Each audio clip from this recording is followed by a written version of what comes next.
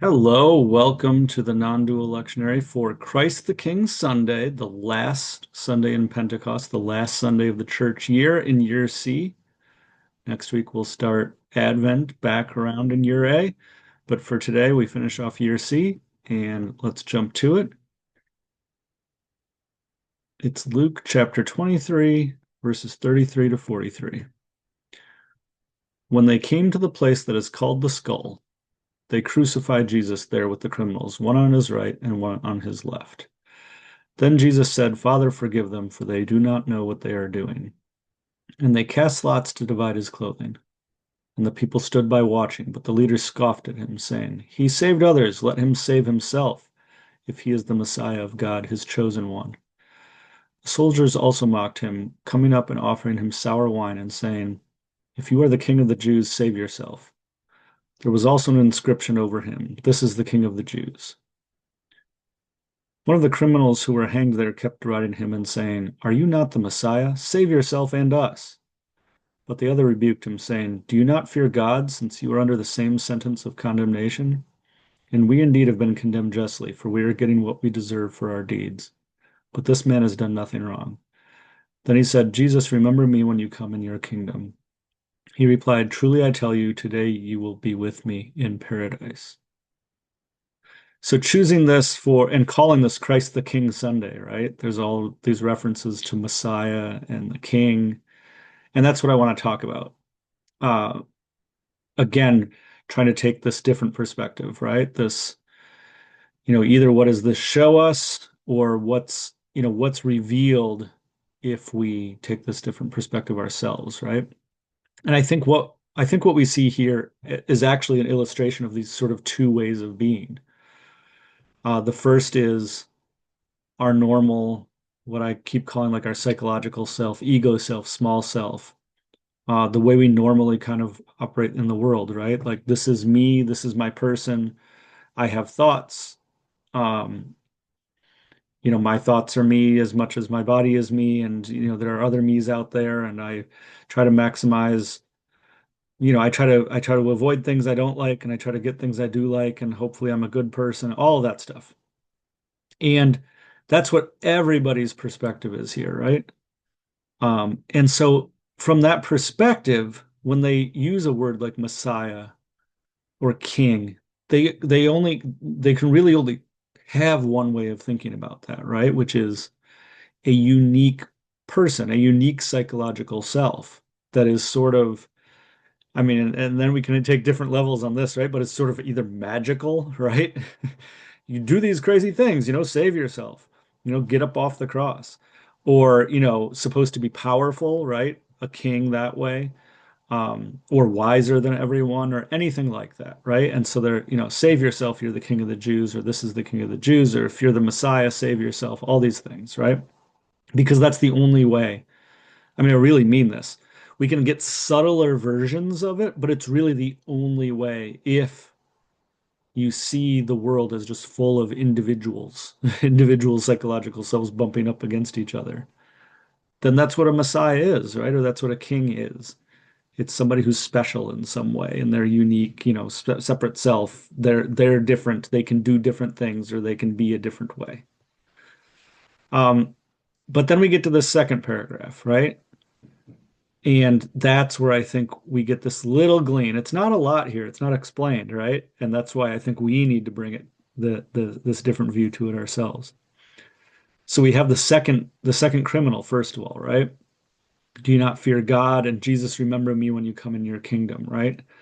This man has done nothing wrong. So he's taking a different perspective already. It's not revealed, right? Like this guy really gets it, or he has a recognition of his non-dual self, but he recognizes something in Jesus that's different, right?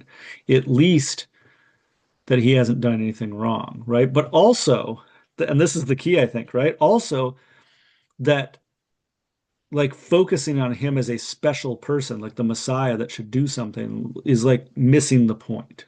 Missing the point, I think, is the key thing there, right? And Jesus is, and so it's the last two lines then, right, that I think we can glean out of this as something different, right? And so what is the point, right? Like everybody else is missing the point, but what is the point? And again, if we first bring in this recognition ourselves, right? Something like, I'm gonna try to do words again, and it's gonna be messy. But something like that our true nature isn't just a psychological self, right? But is something of that mirror mind nothingness that also has this personality. This personality keeps showing up in there, right? But somehow isn't that, or isn't just that, right? It's more reflective. And I don't mean like thinking, I mean actual reflective like a mirror. It's more taking in whatever comes, right? It's more resting, and it's more just moving where life goes then, right? Because it's a recognition is even too strong, right? It's just an impulse or instinct of like this this I call I, right, is just a movement of life, is a movement of the universe. Okay.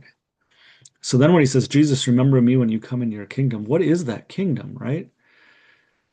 And Jesus's response is like, okay, you get it enough, right? You'll be with me in paradise today. And so if we're not grasping onto that psychological self, right? They're about to die. They're about to die. And so the easy way to take this again, if we're going to think about it that first way, is like, oh, they'll be in heaven, right? A separate place for little separate selves. I don't think so, right? People that work in hospice will talk about that release, that non-attachment that can happen there, right? Kathleen Dowling Singh talks about this from a Buddhist perspective.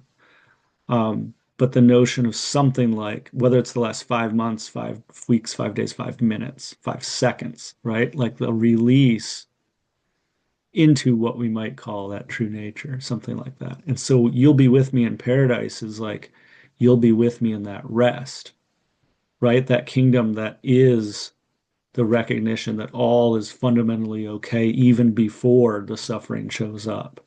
And the suffering does show up, the pain shows up, the death shows up, but everything's fundamentally okay before that.